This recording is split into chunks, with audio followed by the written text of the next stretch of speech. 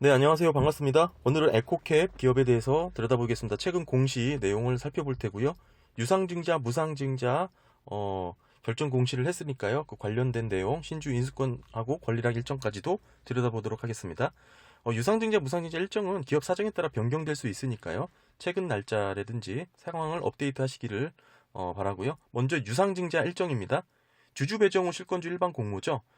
일단은 새롭게 발행되는 주식수 같은 경우가 중요한데요.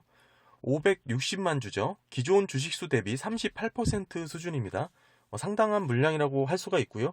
일반적으로 유상증자 후에 단기적인 주가 흐름에 있어서 이 신주 발행 비율이 상당히 중요합니다. 지금 기업처럼 꽤 많은 물량이 희석될 수 있는 정도의 주식수라면 단기적으로는 좀 부담스러울 수 있다, 이렇게 볼 수가 있고요. 에코캡 주주, 구주주 자격으로 유상증자를 참여하기 위해서는 4월 7일 목요일 시간의 거래까지 주식을 보유하시거나 매수하시면 됩니다. 보시면 4월 11일이 신주 배정 기준일이죠. 영업일 플러스 이전까지 매수하셔야 되니까요. 하루 전날 4월 8일은 권리락일이고요. 권리락 하루 전날이 7일까지 주식을 매수 보유하셔야 됩니다. 시간의 거래까지 하셔도 상관없고요. 따라서 이 7일까지 구주주 자격으로 유상증자를 청약하실 수 있다는 조건은 신주 인수권을 받을 수 있다는 것인데요. 4월 7일 오후 6시를 기점으로 생각하시면 이해가 쉽습니다. 즉 7일 오전에 팔고 시간의 거래에 다시 매수하셨다고 하더라도 구주주 자격으로 유상증자에 참여할 수 있다는 것입니다. 그렇다면 에코캡 권리락이죠. 4월 8일부터는 어떻게 변하는지 한번 살펴보면요. 네, 일단 권리락일부터는 가지고 계시던 주식을 전량 매도하셔도 구주주 자격이 유지가 됩니다. 즉 신주 인수권을 받을 수 있습니다. 즉 8일 금요일 시초카부터는 얼마든 파셔도 상관없이 신주 인수권을 받게 되고요.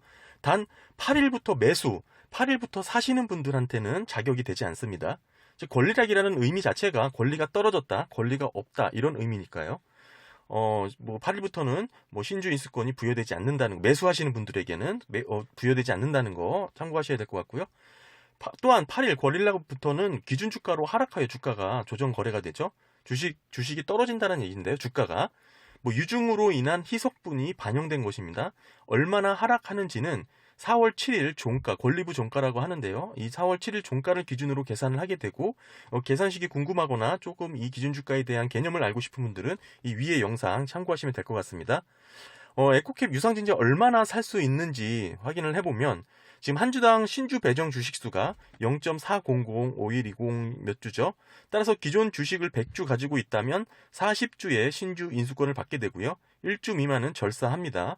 하지만 이제 초과 청약이 가능하죠. 기업은 이제 우리사주 조합 배정은 없고요. 초과 청약은 신주 한 주당 0.2주입니다. 따라서 예시를 들었던 100주를 갖고 설명을 계속 드리면 40주의 신주 인수권 곱하기 0.2니까 8주가 되죠. 총 48주를 청약할 수 있는 거고요. 초과 청약을 포함해서 마찬가지로 1주 미만은 절사입니다. 꼭 48주를 받는 건 아니고 청약을 넣을 수 있는 최대 가능 주식수죠. 일단은 나머지 8주 분은 실권주, 단수주 발생분에 의해서 받을 수도 있는 거고요. 다음은 이제 중요한 부분인데요. 기존 구주주 자격은 되시지만 유상증자에 참여하고 싶지 않는 분들, 지분을 더 이상 늘리고 싶지 않은 분들 같은 경우는 신주 인수권 상장을 하기 때문에 구주주 자격이 되시면서 유증에 참여하고 싶지 않다면 반드시 신주 인수권 거래일에 매도를 하셔야 됩니다. 단 유증에 참여하시려는 분들은 신주 인수권을 계속 갖고 계셔야 되는 거죠. 참고로 유증을 참여하시는 분들은 신주 인수권에 유상증자 검색하시면 간단하게 이렇게 거래할 수 있는 창이 뜨니까요. 그대로 하시면 되고, 특이점은 청약증거금 100% 현금이 있어야 된다는 거, 그렇게 보시면 됩니다. 일단 계속해서 설명드리면 유상증자 권리락일부터는 권리부 종가 대비 기준주가로 하락하여 거래가 된다고 말씀드렸죠. 즉 유상증자로 늘어나는 주식수만큼 기업의 가치가 희석되어 이 부분을 반영해서 권리락 이후에 주식을 사시는 분들과의 형평성을 맞추기 위함입니다. 아무튼 권리부 종가 이전에 보유하셨던 주주분들은 이렇게 주가가 하락하는 상황이 발생하니까 손해를 보게 되죠. 이 손실분을 신주 인수권으로 보상받는 개념입니다. 따라서 유증에 참여하고 싶지 않다고 하더라도 꼭 신주 인수권 거래일에 매도하시면 됩니다. 보시면 신주 인수권 매매 방법은 신주 인수권은 2022년 4월 28일부터 22년 5월 4일까지 오후 영업일만 거래가 되고요. 지금 일정표에 나온 상장 폐지일이죠. 5월 6일.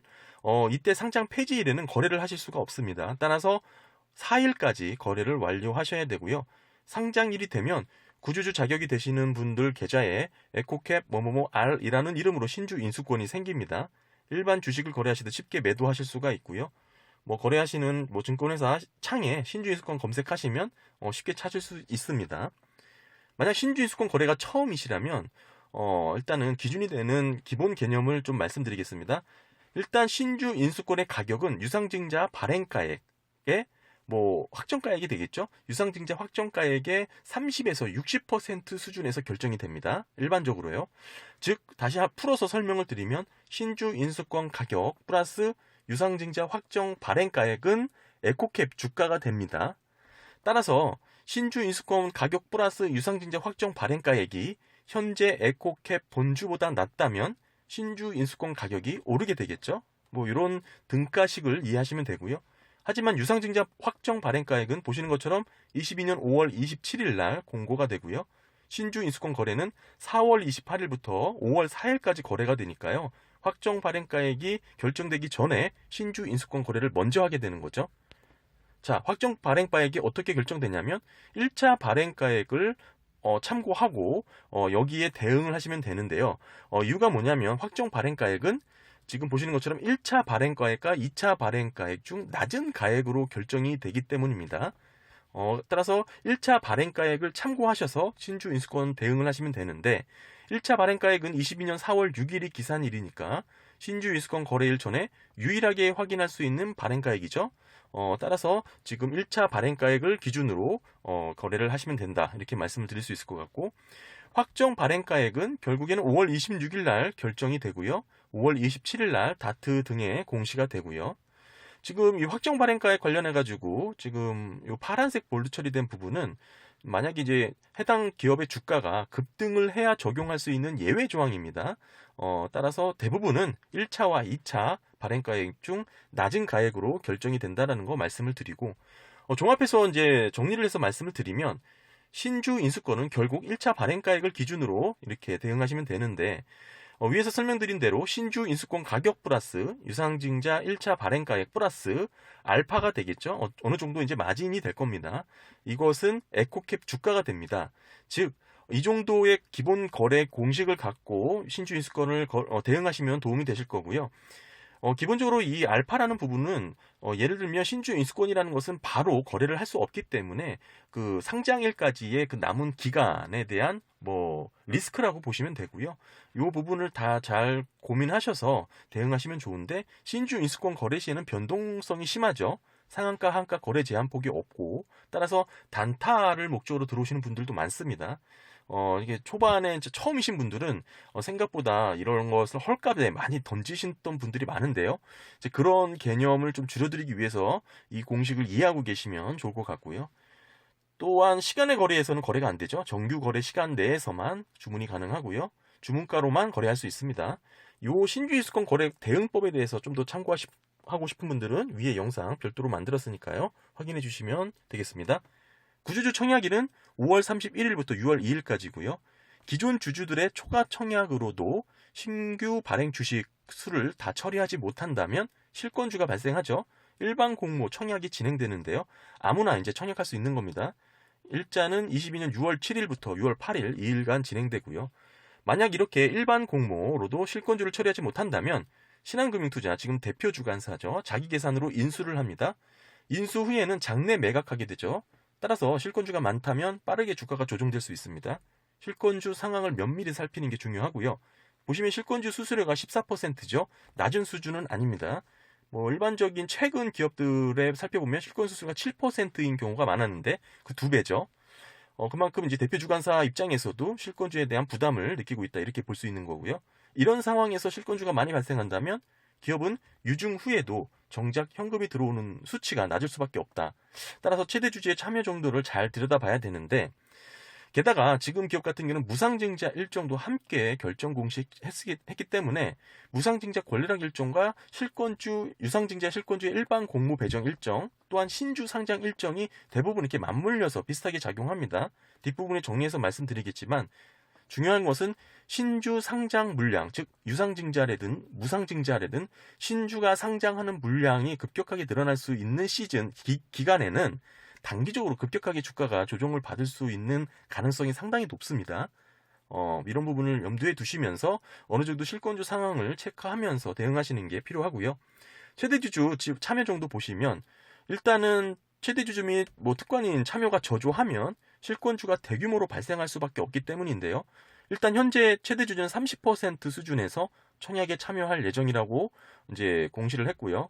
만약 30%를 참여한다면 기존 지분율이 57.4에서 46.1로 감소하게 되고요.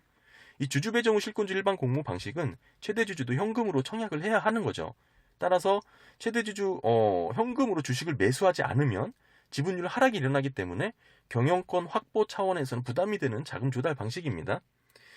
이런 부분에 있어서 지금 한번 살펴보면 유상증자 방식은 긍정적으로만 볼 수가 없다라고 저는 개인적으로 생각하는데요. 이유는 최대주주 지분율이 지금 57.4죠. 과반을 넘은 상황에서 지분 분쟁 우려가 전혀 없는 상황이었죠. 이런 가운데 제3자 배정 방식의 유상증자 방식의 유중이 아니라면 이 3자 배정 방식의 유상증자를 진행하지 않는다는 거에 대해서 조금 의아하다라는 생각을 갖고 있는 거고요.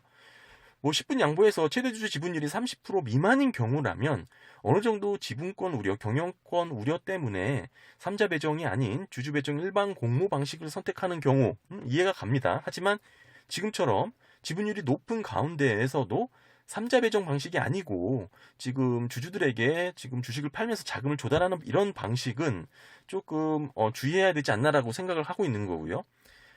이걸 좀 반대로 설명을 드리면 결국 이 3자 배정 방식이라는 것은 재무적 투자자들이죠. 그들에게 FI들에게 성장성이라든지 가능성이라든지 그런 수치를 외면받고 있다. 재무적 투자자들도 관심 갖고 있지 않다. 이렇게 저는 개인적으로 볼 수 있다고 생각합니다. 물론 지금 현재 기업의 재무제표를 살펴보지 않은 상황이기 때문에 정확한 기업의 상태를 잘 알고 있지는 않지만 단순히 유상증자 진행 방식과 최대주주의 지분율만 놓고 말씀드리는 겁니다. 따라서 틀릴 수는 있겠습니다만 사실 자금을 조달하는 방식에 있어서는 매크로적인 접근이 어느 정도 통하는데요. 왜냐하면 돈이라는 것은 기본과 상식적인 수준에서 누구나 합리적으로 판단할 수 있기 때문입니다. 굳이 비싼 이자율을 주고 싼 이자율을 빌릴 수 있는데 싼 이자율을 안 쓰는 사람들이 없는 그런 같은 논리죠. 사실 이 부분에 있어서 자세한 설명이 좀 궁금하신 분들은 기업의 자금 조달 방법, 유상증자, 무상증자 등에 대한 내용을 영상으로 담은 부분이 있으니까요. 이 부분 참고하시면 도움이 되실 겁니다. 계속해서 유상증자 내용 살펴보면 발행 가격은 예정 발행가액이 7,160원이죠.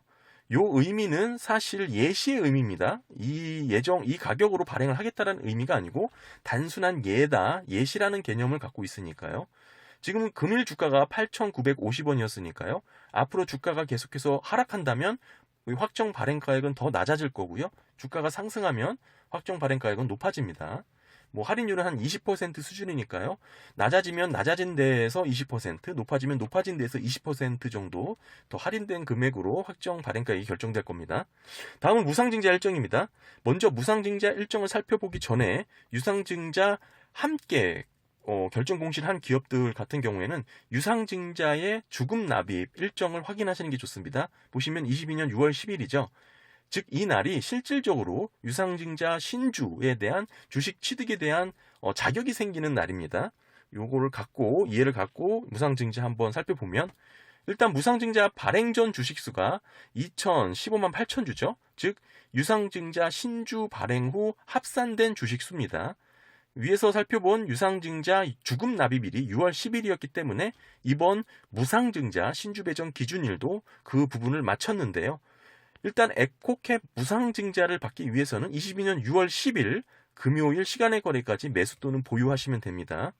지금 신주 배정 기준일이 6월 14일 화요일이죠. 13일은 권리락일이고 그 전날 즉 10일까지 주식을 매수 보유하셔야 무상증자를 받을 수 있습니다. 따라서 아까 말씀드린 유상증자 주금 납입일도 6월 10일로 이렇게 맞춘 것이죠. 결국에는 이제 10일 날 오후 6시 기준으로 주식을 보유하셨다면 무중을 받게 되는 거 유상증자랑 같은 개념이죠. 마찬가지로 권리락, 무상증자 권리락 13일이죠. 월요일부터는 주가가 하락합니다. 마찬가지로 기준주가로 하락하여 거래가 되는데요. 이제 얼마나 하락할지 간단 계산식이 있습니다. 무상증자 같은 경우에는 유상증자는 실질적으로 딱 이렇게 기업 가치를 계산해 봐야 되는 거고, 무상증자는 간단 계산식이 있는데, 예를 들면 지금 현재 기업의 한 주당 배정 주식수가 0.3주죠. 따라서 1 플러스 0.3은 1.3이 되고, 권리부 종가, 즉 6월 12일에 종가가 9,000원이라고 가정한다면 9,000원 나누기 1.3, 6,920원이 되는 겁니다. 따라서 기준주가는 6,920원이 되는 거고, 그날부터 권리락일부터는 기준주가로 조정 하락되어 거래가 되는 것이고요. 정확하게 계산하고 싶은 분들은 아까 그 기준주가 영상을 참고하시면 됩니다. 또한 이제 무상증자 권리락일부터 신주를 받기 전까지 매도를 하실 수가 있죠. 당연히 매도를 하셔도 무상증자를 받기 때문에 그런데요. 이때의 수익률 계산은 어떻게 하냐? 뭐 사실 에코캡 기업 같은 경우는 30% 무상증자이기 때문에 권리락 이후 전량 매도를 하셔도 70%만 매도하는 것과 같은 이치죠. 결국 추후 새롭게 받게 될 주식 30%는 남아있는 거니까요. 따라서 신주를 받게 된 후의 수익률을 함께 계산하여 수익률을 비교하시면 되는데요. 무상증자 처음 경험하시면 다소 헷갈릴 수 있습니다. 따라서 권리락일부터 신주를 받기 전까지의 수익률 계산이 필요하신 분들은 제가 엑셀로 영상을 담은 부분이 있으니까 요거 위에 거 참고하시면 되는데, 무상증자 기본 일정에 대한 개념도 포함되어 있습니다. 참고하시면 될 것 같고요. 무상증자 얼마나 받나? 일단 1주당 신주 배정 주시가 0.3주죠. 30% 무상증자고요. 100주 있었으면 30주 더 받는 거고요. 단 주가는 30% 하락하게 되는 거겠죠. 무상이라는 말이 무색합니다. 공짜는 아니고요. 사실 무상증자는 자본 항목의 주식 발행 초과금이 자본금으로 이동하는 회계적 이벤트일 뿐 실질 기업의 가치는 아무런 영향이 없습니다. 무상증자는 22년 7월 1일 00시 기준으로 자동으로 들어오고요. 세금과 수수료 일부를 제외하고 입고됩니다. 새롭게 받는 주식이라 수익률의 의미는 없고, 참고로 무상증자를 받고 싶지 않다면 6월 10일 금요일 시간의 거래 전까지 매도하시면 됩니다. 21년 실적은 보시는 것처럼 지금 매출액은 845억 원, YY 16% 증가했고요. 영업이익은 마이너스 36억 원, 하지만 적자폭이 줄었네요. YY 45% 증가. 당기순이익은 1.5억 원, YY 흑자 전환이 됐는데, 종합해보면 매출액은 증가했고 영업이익은 적자폭이 줄었고요. 당기순이익은 흑자로 전환되긴 했지만 미비한 부분이라 큰 의미는 없어 보이고요. 이 부분은 이런 기업들은 이제 해외 매출 관련돼서 아마 외환 차익으로 인한 장부상 수익일 것으로 추정이 되고요. 또한 최근 공시 살펴보면 단기 차익금에 대한 증가 부분도 보이고요. 간단하게 기업의 이제 최근 공시 살펴봤는데요. 유상증자, 무상증자, 권리락, 결정 공시 함께한 기업 같은 경우는 늘어나는 주식 수에 대한 비율이 중요하고, 상장하는 기간에는 급격하게 단기적 주가 조정을 받을 수 있기 때문에 그 개념을 항상 머릿속에 두고 대응하시면 도움이 되실 겁니다. 오늘 간단하게 에코캡 기업에 대해서 최근 공시 살펴봤습니다. 기업이 궁금하신 분들에게 도움이 되셨길 바랍니다. 감사합니다.